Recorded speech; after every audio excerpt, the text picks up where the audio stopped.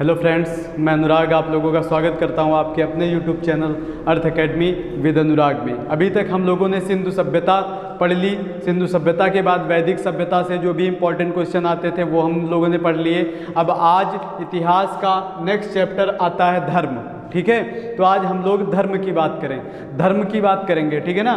तो धर्म में धर्म तो आपके बहुत हैं। ठीक है, अगर नवीनतम आंकड़ों की बात करें तो 300 प्लस धर्म हैं, लेकिन मुख्यतः 7 धर्म ही प्रचलित हैं। ठीक है, 7 धर्म। मैंने 6 धर्म लिए हैं। एक यहूदी धर्म से बहुत ज़्यादा प्रश्न नहीं आते, पूछे नहीं जाते हैं ज़्यादातर। मैंने जैसा कि पहले ही आपको बताया हुआ है कि मैं केवल इम्पॉर्टेंट लेकर के चल रहा हूँ, बाकी विस्तृत तो बहुत ज़्यादा है। ठीक है ना, मैं इम्पॉर्टेंट लेकर के चल रहा हूँ जहाँ से क्वेश्चन ज़्यादातर पूछे जाते हैं, तो इसीलिए मैंने ये 6 धर्म लिए हुए हैं। आज मैं हिंदू, इस्लाम, सिख और ईसाई, ठीक है, ये 4 धर्मों को मैं कवर करने का प्रयास करूंगा एक ही वीडियो में, और उसके बाद जैन धर्म और बौद्ध धर्म को एक सेपरेट वीडियो बना करके उसमें समझा दूंगा। तो ठीक है, चलते हैं आज के सेशन में। क्या है ये देखो, क्वेश्चन मैंने कुछ इंपॉर्टेंट लिए हुए हैं। पहला प्रश्न क्या है, विश्व का पहला धर्म कौन सा है? तो विश्व का पहला धर्म कौन सा? विश्व का पहला धर्म आपका सनातन धर्म माना जाता है। ठीक है ना, सनातन धर्म विश्व का पहला धर्म आपका सनातन धर्म माना जाता है। नेक्स्ट है आपका हिंदू धर्म की पवित्र पुस्तक कौन सी है? तो हिंदू धर्म की कोई स्पेशल पवित्र पुस्तक नहीं है। तो हिंदू धर्म की पवित्र पुस्तक में से आपकी ये रामायण आ गई। ठीक है, रामायण, और आपकी महाभारत। ठीक है, पवित्र पुस्तकों में रामायण आ गई, महाभारत आ गई, वेद आ गए, पुराण आ गए, ये सब पवित्र पुस्तकों में आ जाते हैं। ठीक है ना, गीता आ गई। ठीक है, तो ये क्वेश्चन नहीं पूछा जाता है, लेकिन एक नॉलेज के लिए आप रख लो कि हिंदू धर्म की पवित्र पुस्तकें कौन सी हैं। ठीक है ना, जो कंफ्यूजन वाली होती है वो थोड़ा सा नहीं पूछते, कम ही पूछते हैं एग्जामिनर वगैरह। नेक्स्ट क्या है, विश्व का सबसे बड़ा महाकाव्य कौन सा है? तो विश्व का सबसे बड़ा महाकाव्य कौन सा है? महाभारत। विश्व का सबसे बड़ा महाकाव्य आपका महाभारत है। ठीक है, नेक्स्ट क्वेश्चन है आपका, महाभारत के रचयिता कौन है? महाभारत के रचयिता, ये क्वेश्चन पूछा जाता है और इसमें कंफ्यूजन भी होती है, और ये वेद व्यास और वाल्मीकि में थोड़ा सा कंफ्यूजन होती है। तो महाभारत के रचयिता कौन है भैया? वेद व्यास जी हैं। वेद व्यास महाभारत के रचयिता। और अगर हम उसकी बात करें, रामायण की बात करें, तो रामायण के रचयिता जो हैं वो वाल्मीकि जी आ जाते हैं। नेक्स्ट क्या है आपका, महाभारत का दूसरा नाम क्या है? तो महाभारत का दूसरा नाम क्या है भैया? महाभारत का दूसरा नाम जय संहिता है। ठीक है, महाभारत का दूसरा नाम जय संहिता। ठीक है, नेक्स्ट क्वेश्चन क्या है, महाभारत का फारसी अनुवाद में बनी पुस्तक, अर्थात महाभारत का जब फारसी में अनुवाद किया गया तो उसके बाद उस पुस्तक का नाम क्या रखा गया? ठीक है, तो महाभारत का जब फारसी में अनुवाद किया गया तो उस पुस्तक का नाम रज्मनामा रखा गया। रज्मनामा। ठीक है, रज्मनामा रखा गया। और इसका फारसी में जो अनुवाद किया है, फारसी में अनुवाद वो आपके अबुल फजल और फैजी, ठीक है, अबुल फजल फैजी वगैरह लोगों ने, मतलब कवियों ने इसका जो फारसी में अनुवाद किया है। ठीक है, अबुल फजल को श्रेय जाता है, अबुल फजल और फैजी। ठीक है, इन लोगों ने महाभारत का फारसी में अनुवाद किया है। ठीक है, और उस अनुवाद से जो बनी पुस्तक थी उसका नाम क्या रखा गया? रज्मनामा रखा गया। नेक्स्ट है आपका सबसे प्राचीन पुराण कौन सा है? मोस्ट इंपॉर्टेंट क्वेश्चन है ये, कई बार एग्जाम में पूछा गया है कि सबसे प्राचीन पुराण कौन सा है? तो सबसे प्राचीन पुराण आपका है मत्स्य पुराण। ठीक है, मत्स्य पुराण, विष्णु पुराण, ये मेरे एग्जाम में ही पूछा गया था। मैंने फॉरेस्ट गार्ड का एग्जाम दिया था तो उसमें ये क्वेश्चन पूछा गया था। ठीक है ना, सबसे प्राचीन पुराण कौन सा है? तो मत्स्य पुराण है। ठीक है, और उपनिषदों की संख्या कितनी है? तो उपनिषदों की संख्या जो है 108 आपके उपनिषद हैं, 108। ठीक है, नेक्स्ट है आपका वेदांगों की संख्या कितनी है?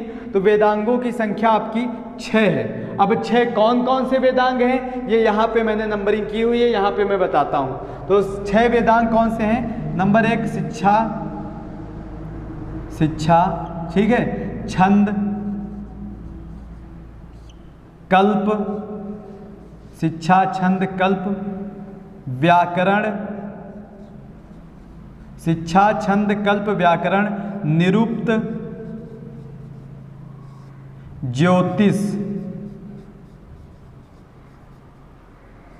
ठीक है, ये आपके 6 वेदांग हैं और ये 6 वेदांग मैंने सीरीज से लिख दिए हैं, शिक्षा छंद कल्प व्याकरण निरुक्त ज्योतिष। ठीक है, ये 6 आपके क्या हैं, क्या है भैया वेदांग है। ठीक है, नेक्स्ट आपका क्या है, पारसी धर्म की पवित्र पुस्तक।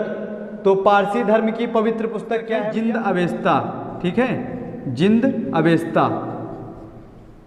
ठीक है, जिंद अवेस्ता, पारसी धर्म की पवित्र पुस्तक आपकी जिंद अवेस्ता है। नेक्स्ट ये जो मैंने पीछे आपको बताया हुआ है कि रामायण के रचयिता कौन है, तो रामायण के रचयिता आपके वाल्मीकि जी हैं, वाल्मीकि। ठीक है, रामायण के रचयिता वाल्मीकि हैं। नेक्स्ट आ जाता है सत्यमेव जयते, कहाँ से लिया गया है, तो सत्यमेव जयते मुंडकोपनिषद से लिया गया है, मुंडकोपनिषद, या फिर मुंडक उपनिषद भी मिल जाता है आपको, तो कंफ्यूज नहीं होना कि हमने तो मुंडकोपनिषद पढ़ा है, ये क्या कह रहे हैं, तो मुंडक उपनिषद भी आता है। ठीक है ना, मुंडक, वही चीजें हैं दोनों, मुंडक उपनिषद। ठीक है, नेक्स्ट है आपका गीत गोविंद के रचयिता कौन है, तो गीत गोविंद के रचयिता आपके कौन है भैया, जयदेव। गीत गोविंद के रचयिता जयदेव, ये भी इंपॉर्टेंट क्वेश्चन है, पूछा गया है जयदेव वाला। कश्मीर के इतिहास से कौन सी पुस्तक संबंधित है, तो कौन सी पुस्तक है जो कश्मीर के इतिहास से संबंधित है, तो ये है आपकी कल्हड़ द्वारा रचित राजतरंगिणी पुस्तक। ठीक है ना, राजतरंगिणी पुस्तक, ये कश्मीर के इतिहास से, कश्मीर का जो भी इतिहास है अगर आपको पढ़ना है तो आप राजतरंगिणी पुस्तक पढ़ लीजिए और इसमें सब कुछ लिखा हुआ है। इसके रचयिता कौन थे, तो कल्हड़ द्वारा रचित है ये। ठीक है ना, कल्हड़ द्वारा रचित, कल्हड़ इसके रचयिता हैं। ठीक है, कल्हड़ द्वारा रचित। ठीक है, ये तो क्वेश्चन हो गए। ये कुछ अलग से मैंने मेंशन किया हुआ है, ये भी कभी कभी पूछ लिए जाते हैं एग्जाम में। द्वैतवाद के प्रतिपादक कौन है, या फिर अद्वैतवाद के प्रतिपादक, द्वैतवाद के प्रतिपादक, विशिष्ट द्वैतवाद के प्रतिपादक, ये 4 अलग से मैंने मेंशन किए हुए हैं, इनको जरूर याद कर लेना। तो ठीक है ना, तो सबसे पहले आ जाता है द्वैतवाद के प्रतिपादक। तो द्वैतवाद के प्रतिपादक कौन है, माधवाचार्य। माधवाचार्य जो हैं ये द्वैतवाद के प्रतिपादक हैं। अद्वैतवाद के प्रतिपादक कौन हैं, तो अद्वैतवाद के प्रतिपादक आपके हैं शंकराचार्य।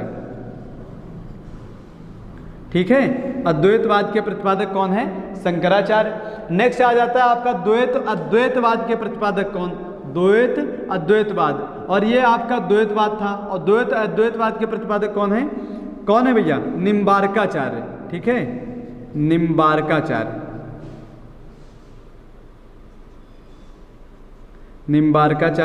उसके बाद आ जाता है आपका विशिष्ट द्वैतवाद। तो विशिष्ट द्वैतवाद के प्रतिपादक कौन है, रामानुज। ठीक है, विशिष्ट द्वैतवाद के प्रतिपादक आपके कौन आ जाते हैं, रामानुज। तो ये आपका हिंदू धर्म ये मैंने अंडरलाइन किया हुआ है। ठीक है, एरो बनाया हुआ है। हिंदू धर्म से इतने प्रश्न इंपॉर्टेंट होते हैं जो ज़्यादातर परीक्षाओं में पूछे जाते हैं। अब इसके बाद नेक्स्ट आ जाता है इस्लाम। हम लोगों ने ऐसे पढ़ा है ना, हिंदू मुस्लिम सिख ईसाई, तो उसी हिसाब से मैंने लिया हुआ है हिंदू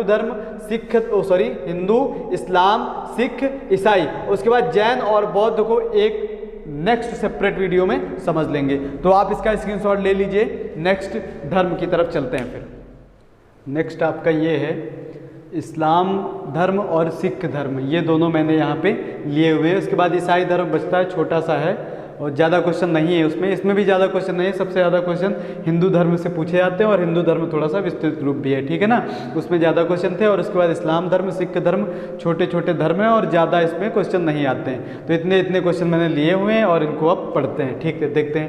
कह रहा है इस्लाम धर्म के संस्थापक कौन थे, तो इस्लाम धर्म के संस्थापक कौन है भैया, हजरत मोहम्मद साहब, हजरत मोहम्मद साहब। ठीक है, हजरत मोहम्मद साहब 570 ईसा पूर्व में इनका जन्म हुआ है। ठीक है, 570 ईसा पूर्व में। आगे क्वेश्चन मैंने लिया हुआ है लेकिन बता रहा हूँ यहाँ पे। आगे देखो मैंने क्वेश्चन लिया हुआ है, मोहम्मद साहब का जन्म कहाँ हुआ था और कहाँ दफनाया गया था। अर्थात इनका जन्म कहाँ हुआ था भैया, मक्का में। ठीक है, मक्का में इनका जन्म हुआ था, जन्म। और इनको दफनाया कहाँ गया था, मदीना में। ठीक है, मदीना में इनको दफनाया गया था,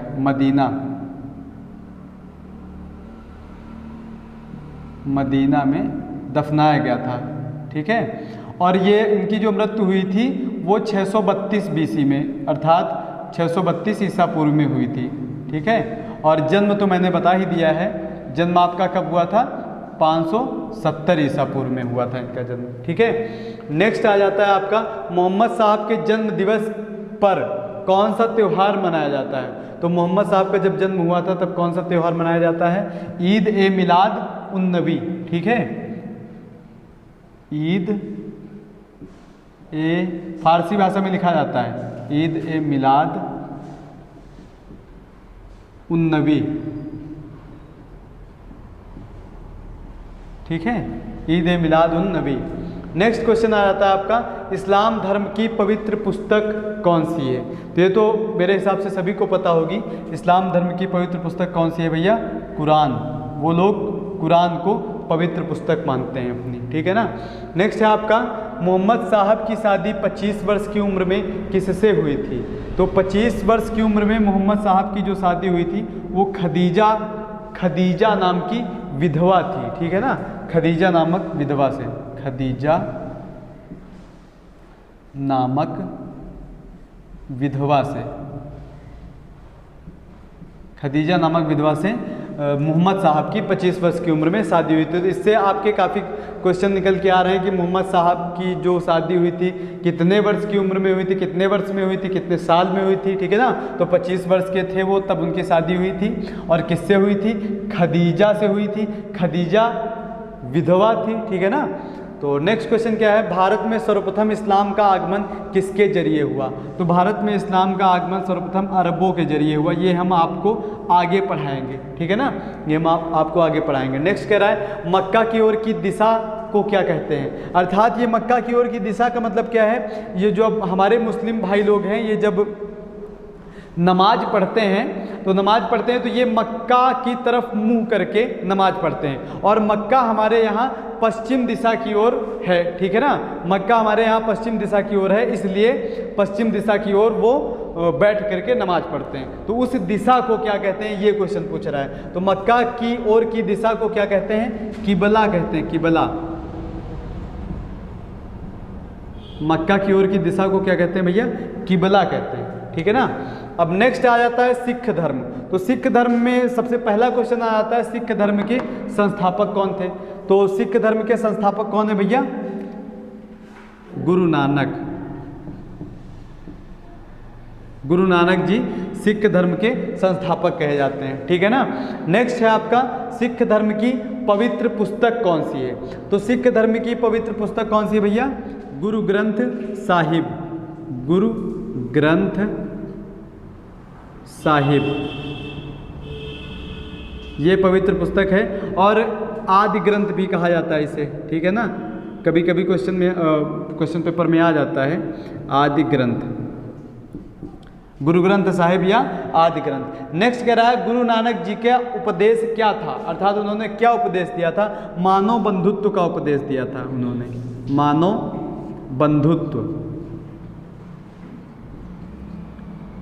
बंधुत्व का उपदेश दिया था। नेक्स्ट कह रहा है, सिख, ये मोस्ट इंपॉर्टेंट क्वेश्चन है भैया, 5वें गुरु कौन थे, अर्जुन देव। और एक है नेक्स्ट क्वेश्चन आपका, 9वें गुरु तेग बहादुर। ये क्वेश्चन 5वें वाला मेरे एग्जाम में आया था। ठीक है ना। सिख के 5वें गुरु अर्जुन देव की हत्या किसने करवाई। तो किसने करवाई थी भैया, जहांगीर ने। ठीक है, जहांगीर ने करवाई थी। ये आपके अकबर का पुत्र था, अकबर का पुत्र था। ठीक है ना, जहांगीर ने करवाई थी। नेक्स्ट आ जाता है, सिख के 9वें गुरु तेग बहादुर की हत्या किसने करवाई थी। तो तेग बहादुर की हत्या किसने करवाई थी, औरंगजेब ने करवाई थी। औरंगजेब। ये आप शाहजहां का पुत्र था, शाहजहां का पुत्र, शाहजहां का पुत्र था। नेक्स्ट आ जाता है खालसा पंथ की नींव किसने डाली थी? तो खालसा पंथ की नींव गुरु गोविंद सिंह ने 1699 ईस्वी में डाली थी। ठीक है, गुरु गोविंद सिंह।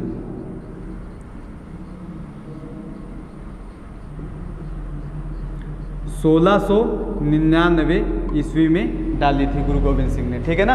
अमृतसर शहर का निर्माण किसने करवाया? ये इंपॉर्टेंट क्वेश्चन है। और ये खालसा पंथ वाला, खालसा पंथ वाला इंपॉर्टेंट क्वेश्चन, अमृतसर वाला। हालांकि है तो सभी इंपॉर्टेंट क्वेश्चन तो बहुत बनते हैं, लेकिन मैंने इंपॉर्टेंट लिए हैं। लेकिन जो ज़्यादा इंपॉर्टेंट मतलब जो मेरे ही एग्जाम में पूछ लिए गए हैं वो मैं अंडरलाइन कर रहा हूँ। अमृतसर शहर का निर्माण किसने करवाया? तो गुरु रामदास ने करवाया था। गुरु रामदास ने अमृतसर शहर का निर्माण करवाया था। और एक चीज़ मैं आपको बता दूं, आप जब मेरे साथ फेयर अगर बनाते चल रहे हैं तो जैसे आपका इस्लाम धर्म कंप्लीट होता है तो नीचे फिर स्पेस थोड़ा सा छोड़ करके ही करना, क्योंकि अगर आपको कोई भी क्वेश्चन मिलता है इस्लाम धर्म से इंपॉर्टेंट क्वेश्चन लग रहा है तो आप यहाँ पे मेंशन कर दीजिएगा अपनी फेयर में। ठीक है ना। तो जैसे ही जैसे थोड़ा सा मॉडरेट होता जाएगा आप देखते जाएंगे कि ये क्वेश्चन भी इंपॉर्टेंट है इस्लाम धर्म से। मेरे दृष्टिकोण से इतने क्वेश्चन इंपॉर्टेंट हैं। ठीक है ना। आपके दृष्टिकोण से अगर कोई भी क्वेश्चन मिलता है कि इंपॉर्टेंट है तो आप उसको मेंशन कर दीजिएगा। नेक्स्ट है आपका अमृतसर का स्वर्ण मंदिर किसने बनवाया? तो अमृतसर का स्वर्ण मंदिर आपका 2-3 लोगों को श्रेय जाता है। जैसे आपका रणजीत सिंह हो गए, रणजीत सिंह। ठीक है। और अर्जुन देव, गुरु गोविंद सिंह।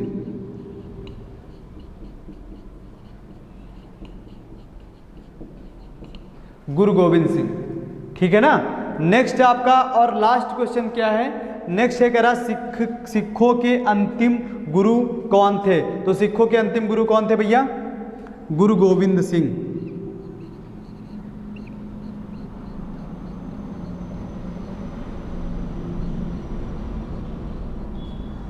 गुरु गोविंद सिंह सिखों के अंतिम गुरु थे।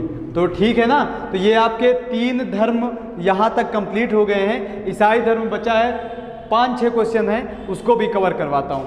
स्क्रीनशॉट ले लीजिए इसका। नेक्स्ट और लास्ट आपका ये ईसाई धर्म बचा है। लाइट चली गई है भैया, इस जगह थोड़ा सा बहुत ज़्यादा लाइट आ रही होगी, लेकिन थोड़ा सा मैनेज कर लेना। यहाँ पर इतना तो साफ दिख ही रहा है ना। लाइट चली गई है और मैंने बोल दिया था कि यहाँ तक मैं करवा दूंगा ईसाई धर्म तक। ठीक है ना। तो 5-6 क्वेश्चन रह जा रहे थे तो मैं इसको बिना लाइट के शूट कर रहा हूँ।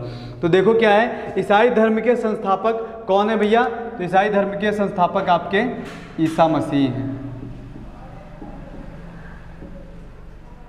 ईसा मसीह।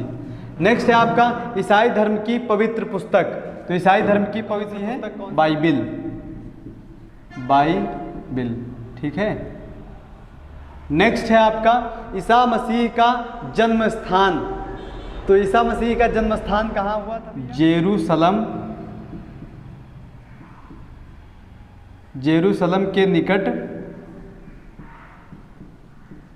बैथलेहम में। बैथलेहम। ठीक है। नेक्स्ट है आपका ईसा मसीह के जन्म पर कौन सा त्यौहार मनाते हैं? तो ईसा मसीह के जन्म पर भैया जैसे क्रिसमस, ठीक है ना, सुना होगा आप लोगों ने, तो सिंपल से क्वेश्चन है, क्रिसमस त्यौहार मनाया जाता है। ईसा मसीह के जन्म दिवस पर इस क्रिसमस का त्यौहार मनाया जाता है। ठीक है ना। ईसाई धर्म का पवित्र चिन्ह क्या है? तो ये क्वेश्चन आता है। तो ईसाई धर्म का पवित्र चिन्ह आपका क्रॉस है। नेक्स्ट और इम्पॉर्टेंट क्वेश्चन है, ये आता है भैया, ये क्वेश्चन आया है, सूली पर किसने चढ़वाया था? तो ईसा मसीह को सूली पर किसने चढ़ाया था? तो ये आपका एक रोमन गवर्नर था, पोंटियस नाम था उसका, पोंटियस। ठीक है।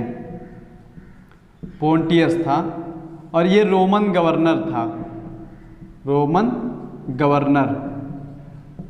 ठीक है। और ये आपका मैंने देखो क्वेश्चन मार्क लगा दिया है अभी। जैन धर्म और बौद्ध धर्म, धर्मों की अगर बात करें तो ये 2 धर्म बचे हैं, इनको एक वीडियो में, सेपरेट वीडियो में समझ लेंगे। ठीक है ना। जैन धर्म और बौद्ध धर्म में से कौन कौन से इंपॉर्टेंट क्वेश्चन आते हैं। तो ठीक है, आप इसका स्क्रीनशॉट ले लीजिए और मिलते हैं एक नेक्स्ट वीडियो में। तब तक के लिए जय हिंद, जय भारत।